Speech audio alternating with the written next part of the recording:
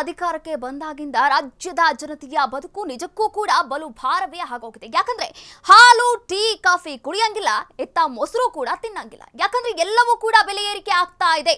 ಹಾಲು, tea, coffee ಕುಡಿಯಂಗಿಲ್ಲ, ಮೊಸರು ತಿನ್ನಂಗಿಲ್ಲ. Current rate ಕೂಡ ಹೆಚ್ಚಳ, ಕಸಕ್ಕೂ ಕೂಡ ಟ್ಯಾಕ್ಸ್. ಇದರಿಂದ ಜನರು ಕೂಡ ಫುಲ್ ಶಾಕ್. ದುನಿಯಾ ಮತ್ತಷ್ಟು ದುಬಾರಿ ಆಗ್ತಾ ಇದೆ. ಏಪ್ರಿಲ್ ಆರಂಭದಲ್ಲೇ ಶಾಕ್ ಅನ್ನ ನೀಡಿದೆ ರಾಜ್ಯ ಸರ್ಕಾರ. ಯುಗಾದಿ, ರಂಜಾನ್ಗೆ ಸರ್ಕಾರದ ದರ ಏರಿಕೆಯ ಗಿಫ್ಟ್ ಅನ್ನ ನೀಡಿದೆ ರಾಜ್ಯದ ಜನತೆಗೆ. ಇಂದಿನಿಂದ ಎಲ್ಲವೂ ಕೂಡ ದುಬಾರಿ ದುಬಾರಿ ದುಬಾರಿ. ಇನ್ನ ಜನರ ಜೇಬಿಗೆ ಕತ್ತರಿ.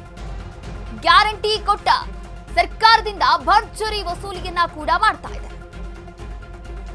ಹಾಲು, ಟೀ, ಕಾಫಿ ಏನು ಕೂಡ ಕುಡಿಯಂಗಿಲ್ಲ, ಮೊಸರು ತಿನ್ನಂಗಿಲ್ಲ ಎನ್ನುವಂತಹ ಪರಿಸ್ಥಿತಿ ರಾಜ್ಯದ ಜನತೆಗೆ ಇದೀಗ ಒದಗಿ ಬಂದಿರುವಂಥದ್ದು.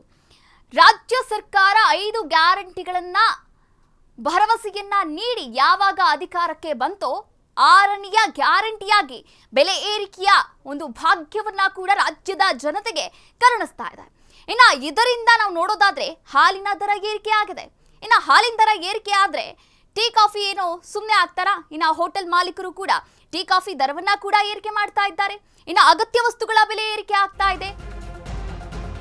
ನಂದಿನಿ ಹಾಲು, ಮೊಸರು ದರ 4 ರೂಪಾಯಿ ಏರಿಕೆಯಾಗಿದೆ. ನಂಬರ್ 1 ನೋಡೋದಾದ್ರೆ ಇನ್ನ ಹಾಲಿನ ದರ ಏರಿಕೆಯ ಬೆನ್ನಲ್ಲೇ ಟೀ ಕಾಫಿ ಬೆಲೆಯೂ ಕೂಡ ತುಂಬಾ ತುಟ್ಟಿಯಾಗಿದೆ. ಹಾಗೆ ಪ್ರತಿ ಯೂನಿಟ್ ವಿದ್ಯುತ್ ದರ 36 ಪೈಸೆ ಹೆಚ್ಚಳವಾಗ್ತಾ ಇದೆ. ಹಾಲು, ವಿದ್ಯುತ್ ಜೊತೆಗೆ ಬೆಂಗಳೂರಲ್ಲಿ ಕಸಕ್ಕೂ ಕೂಡ ಟ್ಯಾಕ್ಸ್. ಇದು ಬೆಂಗಳೂರಿಗರಿಗೆ ಶಾಕ್ ನೀಡುವಂತಹ ವಿಚಾರ. ಮನೆ ಮುಂದೆ ವಾಹನ ನಿಲ್ಲಿಸಿದ್ರೂ ಕೂಡ ಪಾರ್ಕಿಂಗ್ ಟ್ಯಾಕ್ಸ್. ಹಾಗೆ ನೆಹರು ತಾರಾಲಯ ಪ್ರವೇಶ ಶುಲ್ಕ 75ರಿಂದ 100 ರೂಪಾಯಿಗೆ ಏರಿಕೆ ಮಾಡಲಾಗಿದೆ. ಬೆಂಗಳೂರಲ್ಲಿ ಆಸ್ತಿ ಬಾಕಿ ತೆರಿಗೆ 1 to 1 ಡಬಲ್ ಆಗಿದೆ. ಇನ್ನ ರಾಷ್ಟ್ರೀಯ ಹೆದ್ದಾರಿ ಟೋಲ್ಗಳ ದರ 5% ಹೆಚ್ಚಳವನ್ನ ಕೂಡ ಮಾಡಿದೆ ಕೇಂದ್ರ. ಹೊಸ ವಾಹನ ಖರೀದಿಸುವವರಿಗೆ ಹೆಚ್ಚು ಸೆಸ್ ಅನ್ನ ಕೂಡ ನೀಡಲಾಗ್ತಾ ಇದೆ. ಯಾವ್ಯಾವ ಒಂದು ಬೆಲೆ ಏರಿಕೆ ರಾಜ್ಯದ ಜನರಿಗೆ ತಡ್ತಾ ಇದೆ ನಾವಿಲ್ಲಿ ಗಮನಿಸೋದಾದ್ರೆ, ಇನ್ನ ನಂಬರ್ 1 ನಾವಿಲ್ಲಿ ಗಮನಿಸೋದಾದ್ರೆ ದಿನನಿತ್ಯ ಬೆಳಗ್ಗೆ ನಾವು ಯೂಸ್ ಮಾಡುವಂತಹ ಹಾಲು ಹಾಗೂ ಮೊಸರು. ಇನ್ನ ಟೀ ಕಾಫಿ ಮಾಡದೇ ಇರೋರು ಯಾರು ಕೂಡ ಇಲ್ಲ. ಹೀಗಾಗಿ ಆದ್ರೆ ಹಾಲಿನ ದರ ಎಷ್ಟು ಹೆಚ್ಚಳವಾಗಿದೆ ನೀವು ಕೂಡ ದೃಶ್ಯಾವಳಿಗಳಲ್ಲಿ ಗಮನಿಸಬಹುದಾಗಿದೆ. ಇನ್ನು ಹಾಲಿನ ದರ ಲೀಟರ್ಗೆ ಹಾಗೆ ಮೊಸರಿನ ದರ ಲೀಟರ್ಗೆ 4 ರೂಪಾಯಿ ಏರಿಕೆಯಾಗಿರುವಂಥದ್ದು. ಇನ್ನು ಹಾಲಿನ ದರ ಯಾವ ಪ್ಯಾಕೆಟ್ ಹಾಲಿನ ದರ ಎಷ್ಟು ಹೆಚ್ಚಳ ಆಗಿದೆ ಅನ್ನೋದನ್ನ ನೀವು ಕೂಡ ದೃಶ್ಯಾವಳಿಗಳಲ್ಲಿ ಗಮನಿಸಬಹುದಾಗಿದೆ. ಇನ್ನು ಹಾಲಿನ ದರ ಏರಿಕೆ ಆಯ್ತಪ್ಪ, ಇಷ್ಟಕ್ಕೆ ಸುಮ್ಮನಾಗಲ್ಲ. ಇನ್ನು ಹೋಟೆಲ್ ಮಾಲೀಕರ ಸಂಘದ ಅಧ್ಯಕ್ಷರು ಕೂಡ ಈಗಾಗಲೇ ಮನವಿಯನ್ನ ಸಲ್ಲಿಕೆ ಮಾಡಿದ್ದಾರೆ. ಯಾಕಂದ್ರೆ ಹಾಲಿನ ದರ ಏರಿಕೆ ಆಗಿದೆ, ಹೀಗಾಗಿ ಟೀ ಕಾಫಿ ದರವೂ ಕೂಡ ತುಟ್ಟಿ ಆಗುತ್ತೆ ಇನ್ಮುಂದೆ. ಇನ್ನು ಯೂನಿಟ್ ದರ ಏನೋ ಅಂದ್ರೆ ಪ್ರತಿ ಯೂನಿಟ್ ವಿದ್ಯುತ್ ದರ ಕೂಡ 36 ಪೈಸೆ ಹೆಚ್ಚಳವಾಗ್ತಾ ಇದೆ. ಅದರ ಜೊತೆಗೆ ಹಾಲು, ವಿದ್ಯುತ್ ಜೊತೆ ಬೆಂಗಳೂರಿಗರಿಗೆ ಇನ್ನೊಂದು ಶಾಕ್ ಕೂಡ ಎದುರಾಗ್ತಾ ಇರುವಂಥದ್ದು. ಇನ್ನು ಕಸಕ್ಕೂ ಕೂಡ ಟ್ಯಾಕ್ಸ್ ಕಟ್ಟಬೇಕಾಗತ್ತೆ. 2000ದಿಂದ 3000 ಚದರ ಅಡಿ, ಇನ್ನು 3000ದಿಂದ 4000 ಚದರ ಅಡಿ ಕಟ್ಟಡಗಳಿಗೆ 200 ರೂಪಾಯಿ ತಿಂಗಳಿಗೆ ಕಟ್ಟಬೇಕಾಗತ್ತೆ. ಇದು ಬೆಂಗಳೂರಿಗರಿಗೆ ನಿಜಕ್ಕೂ ಕೂಡ ಶಾಕಿಂಗ್. ದರ ಏರಿಕೆಯ ವಿರುದ್ಧ ರೊಚ್ಚಿಗಿದ್ದ ಬೆಂಗಳೂರಿಗರು, ಸರ್ಕಾರದ ವಿರುದ್ಧ ಕಿಡಿಕಾರಿದ ಸಾರ್ವಜನಿಕರು, ಸರ್ಕಾರ ಕೊಟ್ಟು ಕಿತ್ತುಕೊಳ್ತಿದೆ ಅಂತ ಆಕ್ರೋಶವನ್ನ ಹೊರಗಾಕ್ತಾ ಇದ್ದಾರೆ.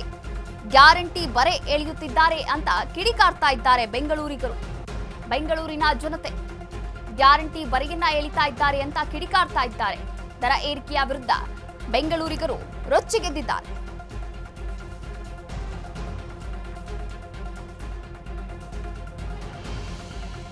ಇನ್ನು ಒಟ್ಟಾರೆಯಾಗಿ ನಾವಿಲ್ಲಿ ಗಮನಿಸೋದಾದ್ರೆ ಬೆಲೆ ಏರಿಕೆಯ ಒಂದು ಸರ್ಕಾರವಾಗಿ ಮಾರ್ಪಾಡಾಗ್ತಾ ಇದೆ ರಾಜ್ಯ ಕಾಂಗ್ರೆಸ್ ಸರ್ಕಾರ.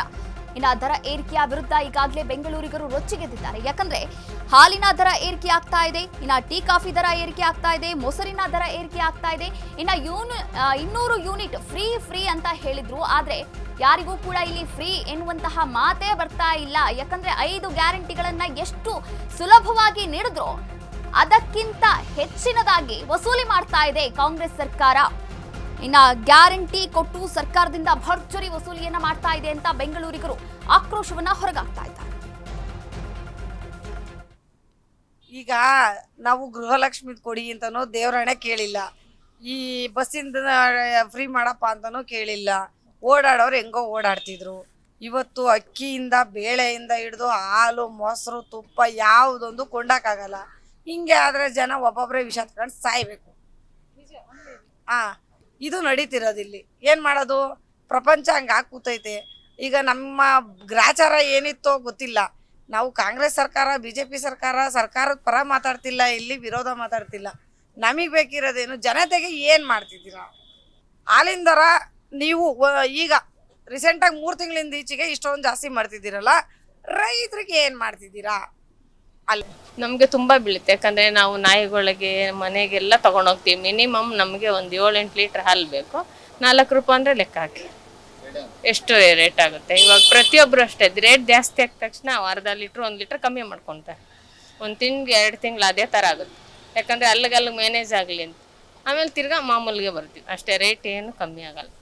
ಖರ್ಚು ತುಂಬ ಇರುತ್ತೆ, ಸಂಪಾದನೆ ಮಾಮೂಲಿ ಇರುತ್ತೆ, ಖರ್ಚು ಜಾಸ್ತಿ ಆಗ್ತಾ ಇರುತ್ತೆ. ನಮಗೆ ತುಂಬ ಬೀಳುತ್ತೆ. ಯಾಕಂದರೆ ನಾವು ನಾಯಿ ಇಲ್ಲ ಆಗಲ್ಲ ಮೇಡಮ್. ಇಷ್ಟು ಜಾಸ್ತಿ ಮಾಡಿದ್ರೆ ನಾವು ಹೆಂಗೆ ಟೀ ಹಾಕಿ ಕುಡಿಯೋದು? ಎಣ್ಣೆ ಬೆಲೆ ಜಾಸ್ತಿ, ಬೇಳೆ ಬೆಲೆ ಜಾಸ್ತಿ, ಎಲ್ಲ ಜಾಸ್ತಿ ಮಾಡ್ಕೊಂಡೇ ಹೋದ್ರೆ ನಾವು ಹೆಂಗೆ ಬದುಕೋದು? ಸಂಬಳಗಳು ಕಮ್ಮಿ, ಕೆಲಸಗಳು ಇರಲ್ಲ. ಏನು ಮಾಡೋದು?